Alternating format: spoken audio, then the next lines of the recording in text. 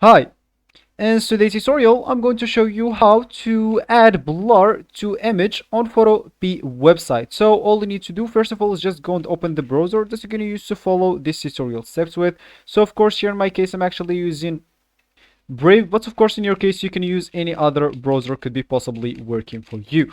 So when you actually open your browser, just go to the URL section and type photopea.com and hit the enter button. So of course when you do that, they will actually take you into this page, which is the home or the main screen of this website.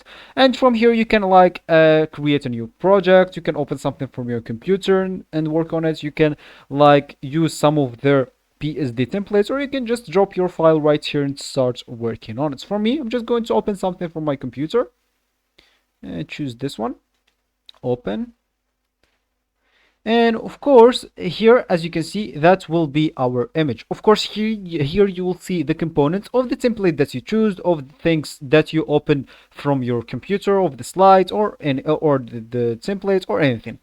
So of course if you want to blur the image, all you need to do, just go here to the left option and you have here an option called blur tool. So of course if you right click on it, you will have three options. What we care about in this tutorial is this blur tool. Just click on it, and of course from here you can change the strength of the blur, because let me just show you.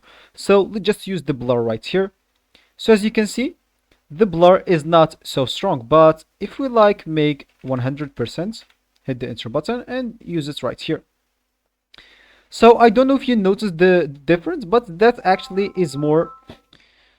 So if you actually notice, that side is actually more blurry than this side. Of course, you can even change some options here. The size of the blur, as you can see now, this will blur this whole thing. And of course, the hardness of it, which is actually the strength, you can reduce it if you want, and other settings from here. So of course choose whatever you want from it and start using it. So that will be actually for this tutorial. I hope you like it. Thank you guys for watching and goodbye.